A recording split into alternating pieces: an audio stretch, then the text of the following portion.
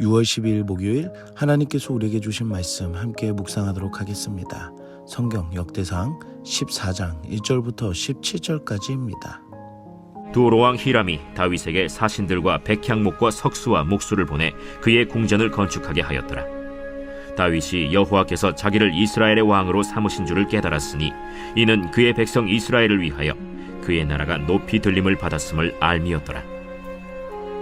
다윗이 예루살렘에서 또 아내들을 맞아 다윗이 다시 아들들과 딸들을 낳았으니 예루살렘에서 낳은 아들들의 이름은 삼무아와 소밥과 나단과 솔로몬과 이팔과 엘리수아와 엘벨렛과 노가와 네벡과 야비아와 엘리사마와 브엘리아다와 엘리벨렛이었더라.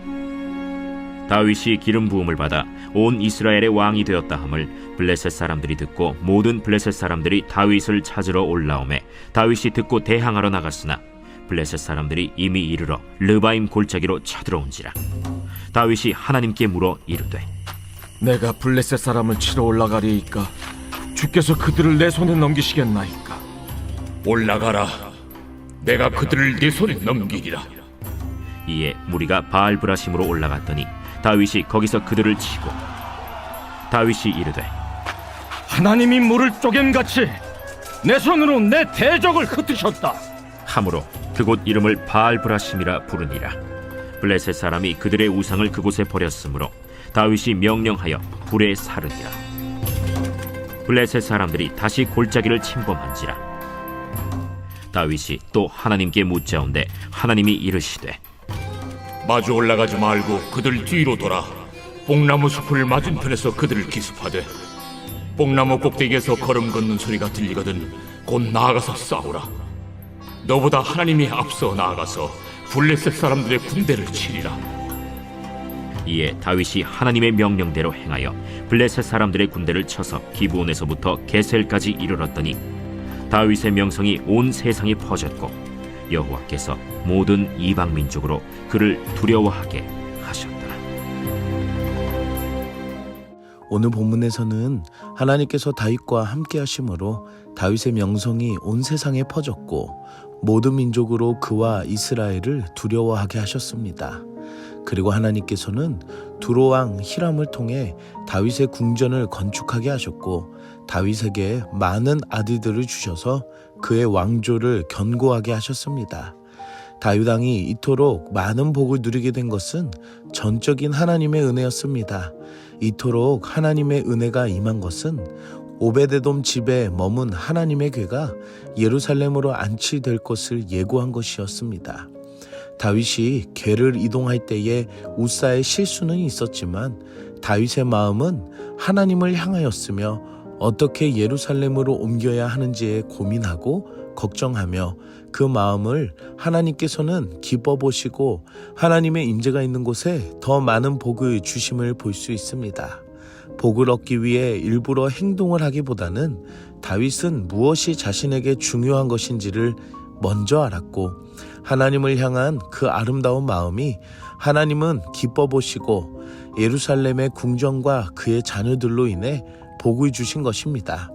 사랑하는 성도 여러분, 다윗이 하나님을 향한 그 마음으로 놀라운 복을 누린 것처럼 무엇보다도 내가 여기는 최고의 가치가 하나님이며 그분과의 관계와 임재를 나타내는 예배함이 우리가 생각하는 제일 중요한 것이 되기를 축복합니다. 하지만 이스라엘에 어려움이 찾아오게 됩니다. 그것은 블레셋이 르바임 골짜기로 쳐들어온 것입니다. 전쟁의 위기 상황에 다윗은 제일 먼저 이 문제를 하나님께 구합니다. 하나님은 전쟁의 승리자이시고 가나안을 정복할 때에 이스라엘 민족을 위해 늘 함께 하셨습니다. 하지만 이전에 사울 왕은 하나님 찾기를 포기하고 샤알에게 물었으며 자신의 뜻대로 한 것과 달리 오늘 다윗 왕은 위기 앞에 하나님의 뜻을 구한 것이었습니다. 사랑하는 성도 여러분, 문제와 위기가 있을 때에 하나님의 사람은 하나님께 뜻을 구해야 합니다. 다윗이 위기 앞에 하나님께 나아갔던 것처럼 오늘 하루 하나님께 나아가는 여러분들이 되시기를 축복합니다. 다윗은 놀라운 하나님의 승리를 경험하게 되고 그곳을 바알 브라심이라고 부르며 기념을 하였습니다. 하지만 블레셋은 포기하지 않고 또다시 골짜기를 침범하였습니다. 그리고 다윗은 다시 하나님께 묻게 되는 것을 보게 됩니다.